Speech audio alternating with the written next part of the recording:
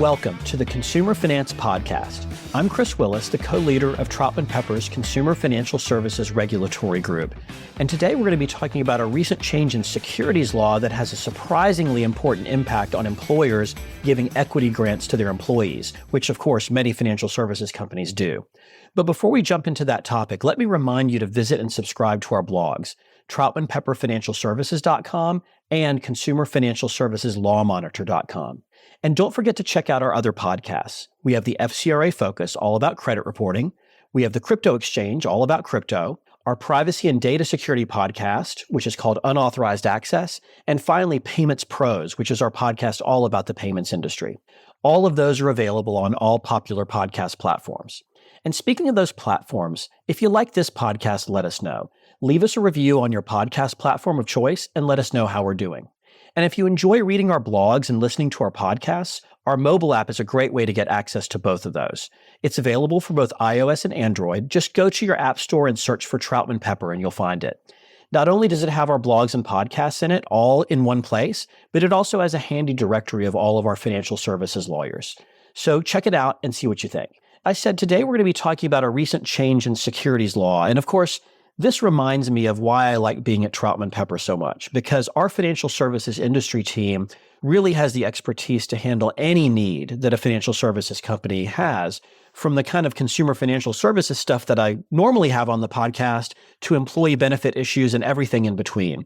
And joining me today to talk about this important employee benefit issue is my partner, Sheri Adler, who's been on the podcast lots and lots of times. So Sheri, welcome back and thanks for being here again today. Thanks so much for having me, Chris. Looking forward to it. So what we're talking about today is the recent securities industry shift to shorten the deadline for settlement for broker-dealer transactions from 2 business days after the trade date, which has historically been called T+2, to 1 business day after the trade date, T+1, which goes into effect on May the 28th. So Sheri, can you give us some background on that? Sure. That's right, Chris. So in May of 2023, the SEC adopted rule amendments to shorten the standard settlement cycle for most broker-dealer transactions from 2 days to 1 day post-transaction.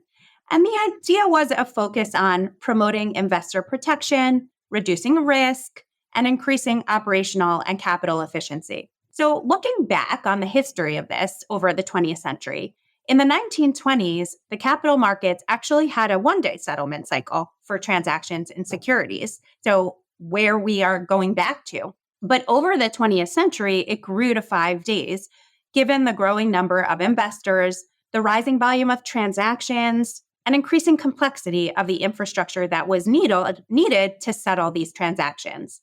Since the late 1980s, the SEC has been working with the securities industry to minimize the time it takes to settle securities transactions in an effort to protect investors and reduce risk. So in 1993, there was a move from the prevailing practice of 5 days, T+5, to 3 days, T+3. And then in 2017, down to T+2.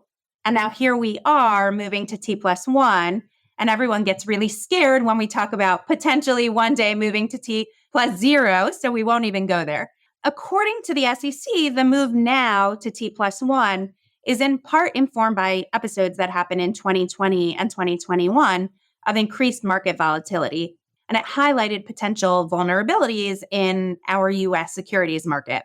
So, for example, in March 2020, following the outbreak of COVID, there was market volatility. In January 2021, there was heightened interest in certain meme stocks, which ushered in volatility as well. So those shares of stocks that we all remember that went viral based on social media with very high prices, high trading volume in a short period of time. And the fear is that investors can experience a big loss if the stocks become overvalued and the price dramatically plummets. So all of this was informing the SEC's consideration of shortening to T+1, as it explains in its rulemaking. Okay, so obviously the shortening of the settlement time will be of interest to broker-dealers, but we're not here to talk to broker-dealers today, and you're not a broker-dealer lawyer, and of course, neither am I. Rather, you're an employee benefits and executive compensation lawyer, so let's give the audience the connection. How does the T+1 settlement period being shortened impact your practice as an executive compensation lawyer? Chris, great question. So, as everyone knows, public companies, including financial institutions, tend to compensate their executives and high level employees in part in equity based awards. And these are the types of awards that we work on all the time. When shares underlying one of these awards are delivered to an employee, the company has a tax withholding obligation. And generally speaking, the timing of the tax withholding rules piggybacks off the securities settlement timing rules. So, what that means is if there's less time to settle an equity award under the securities rules, there will be less time to pay the withholding taxes to the IRS for that award. So, that's the connection at a high level. I will note that in theory, the SEC's T+1 settlement timing rules wouldn't apply to transactions that are purely between the issuer and the employee, where there's no open market transaction. For example, the settlement of an RSU or a restricted stock unit, where there's no open market sale to fund withholding taxes. It's being funded internally from share withholding at the company. But at the same time, it doesn't seem to be of much practical import because most of our clients use brokerage firms to help manage their equity systems, and the industry as a whole is generally moving to a T+1 timeline. And the IRS guidance, which was put out under the old T+2 framework, that helps us to understand when withholding is due for the settlement of an equity award, it generalizes and it really keys the timing off of the T+2 securities settlement rules, whether or not an open market transaction is involved. So we've made the assumption for the purposes of this discussion that companies as a general rule are going to move to T+1 after Memorial Day for the settlement of their equity awards. And we're going to discuss how that impacts the timing for paying withholding taxes without differentiating for the purposes of this discussion between various different withholding methods. Okay, well, let's take a step back. For the most common types of equity awards that you see in your practice, when does the tax become due? Good question. So let's start with non-qualified stock options. You're granted a non-qualified stock option, no tax on grant. You vest. You now can exercise a portion of that option. Still no tax liability. Then you decide, okay, I am going to exercise. That is when the tax liability arises. And you're taxed on the spread, meaning the difference between the fair market value of a share upon the exercise day over the exercise price that was paid, which is generally the fair market value on the grant date, right? So the differential between the value today and the value on the grant date. Generally, stock appreciation rights are also taxed at exercise. They work very similarly. So that's options. We also have restricted stock. These are actual shares that are transferred subject to forfeiture conditions. So subject to, let's say, time-based vesting over time. Here, the default is there's no tax on grant, but these are taxed upon vesting based on the fair market value at the time. That said, you have the option to make an 83B election within the first 30 days of grant, which means that you're opting in to be taxed in full upon grant, in which case there's no subsequent tax upon vesting. You're taking it all into income upfront. Third very common type of equity award are restricted stock units, or RSUs. And you see these both as time-based and as performance-based vesting conditions. In those types of awards, these are a promise to pay shares in the future, assuming that certain vesting conditions are met. So there's no tax on grant, and technically speaking, there's no tax on vesting. The tax arises when the award is settled based on the fair market value at that time. In other words, when the shares are delivered. Sometimes this is right after vesting, but sometimes there's a deferral in place and the awards are not settled until years later, maybe separation from service or retirement. We actually get questions on this a lot because people assume that tax is due immediately on vesting and that the award has to be settled right away on the vesting date. But usually, if you look at an award agreement, there's some flexibility there.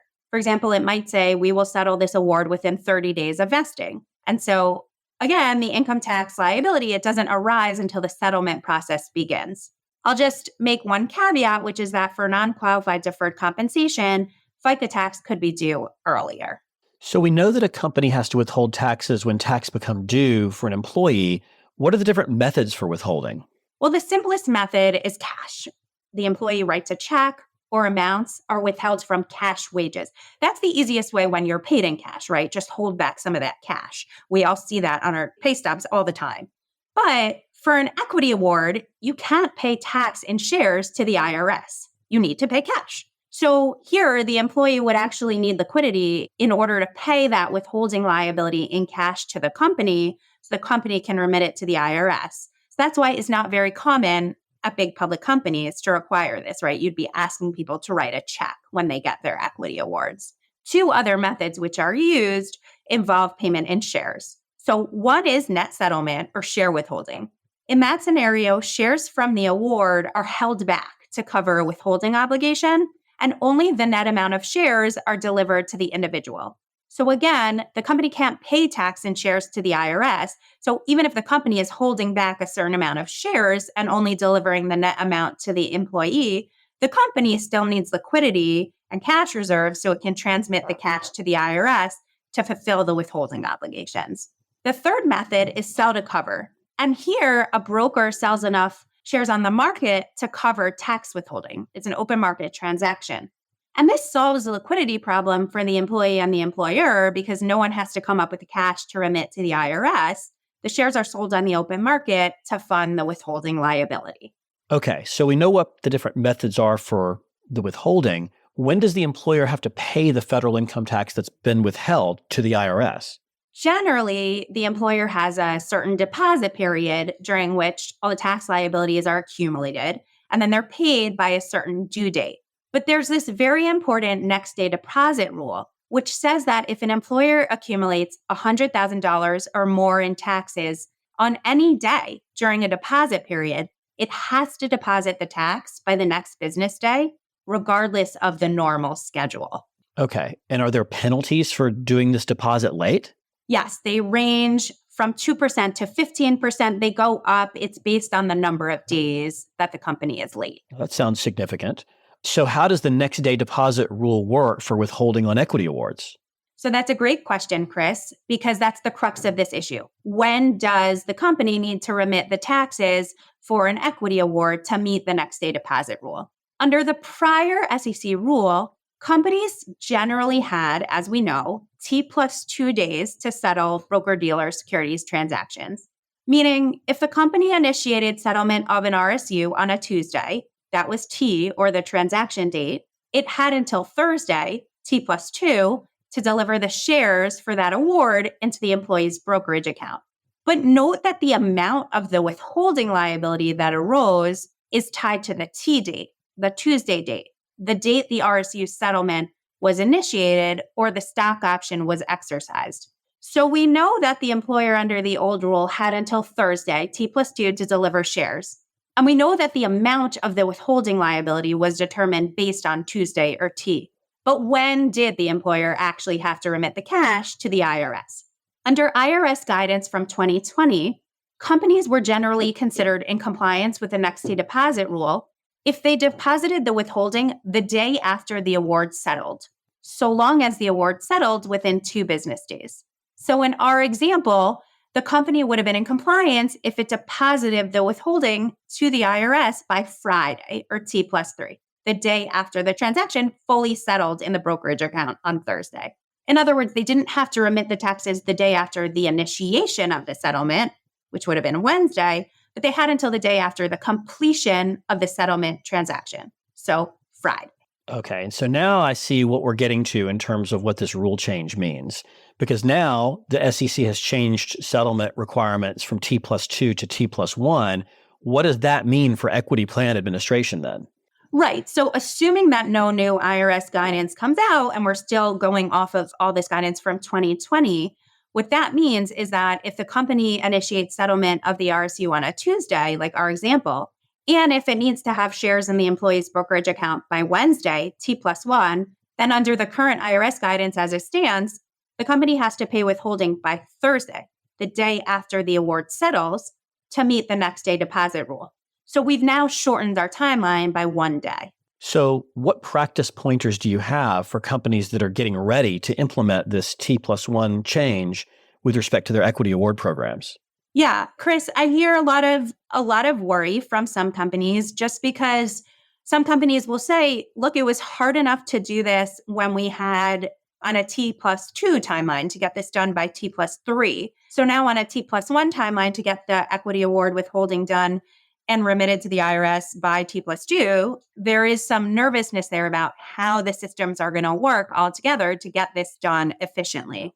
And so first and foremost, companies just need to get organized administratively. I've seen a lot of companies that a lot of third-party vendors that are just, there are meetings happening between the stock administrator, treasury, legal, payroll. You want to get all the interested parties involved so everyone's on the same page to ensure that the process is happening timely. Again, it's the same process, but it's condensed. So that may mean that there needs to be tweaks to how this is being done, perhaps more automation. Another question that from a legal side we've been getting a lot relates to the fair market definition used to calculate withholding. So we already talked about how the amount of the withholding liability is tied to the T date that gets figured out based on the transaction date, the fair market value as of that date. But there's flexibility in the rules as to how to determine the fair market value as of the T date for the purposes of figuring out the withholding amount. In other words, the rules require a reasonable method be used, but they don't say fair market value means closing price on the date of the transaction. Let's just say that a company is using closing price on the day of a transaction to figure out withholding liability. In that case, if settlement was initiated on a Tuesday, the company couldn't start working out the withholding until Tuesday night after market close because they're waiting for that price. And now the deposit is going to be due Thursday. If you have a lot of employees that are involved, this can be an arduous process, and that may seem like it's not enough time. But what if a company uses closing price on the day preceding the transaction? So Monday closing price as their fair market value for RSUs that are being settled starting on Tuesday. Then the company can start working on the withholding calculations Monday night. So they've gained an extra day. So we have seen companies starting to look at this and consider their methodology for figuring out fair market value and think about whether there's something that they could change to that could help give them a little bit more time that still works within the rules. If this is something a company is looking at, the company will want to make sure that it's being consistently applied across the board and it doesn't look like they're manipulating the definition of fair market value to get different outcomes in different scenarios. You'll also want to look at the equity plan. You want to see if there's a definition of fair market value for withholding that's hardwired into the plan or not. And then there's different things we can talk about. Does it require a plan amendment? Can the board amend it? Does it not require a plan amendment? There are various processes we've been talking with clients about from a legal perspective. But I think as a high-level matter, this is something that companies are finding is worth looking at if they're feeling nervous about the time crunch involved in the move to T+1. That is all very interesting. And now you can really see how big of a challenge this may be for employers that use equity awards to compensate their employees. And so I'm really glad, Sheri, that you were able to come on the podcast today and let our audience know about these important changes, because many of our clients, of course, probably do use equity awards in the financial services industry to award extra compensation to executives or top employees, as you said at the top of the podcast. So thank you for being on today. And of course, thank you to our audience for tuning in today as well. Don't forget to visit and subscribe to our blogs, troutmanpepperfinancialservices.com and consumerfinancialserviceslawmonitor.com. And while you're at it, why not head over to troutman.com and add yourself to our CFS mailing list. That way we can send you copies of our alerts, advisories, and invitations to the industry-only webinars that we put on occasionally. And don't forget to check out our handy mobile app for both iOS and Android. Just search for Troutman Pepper in your app store. And of course, stay tuned for a great new episode of this podcast every Thursday afternoon. Thank you all for listening.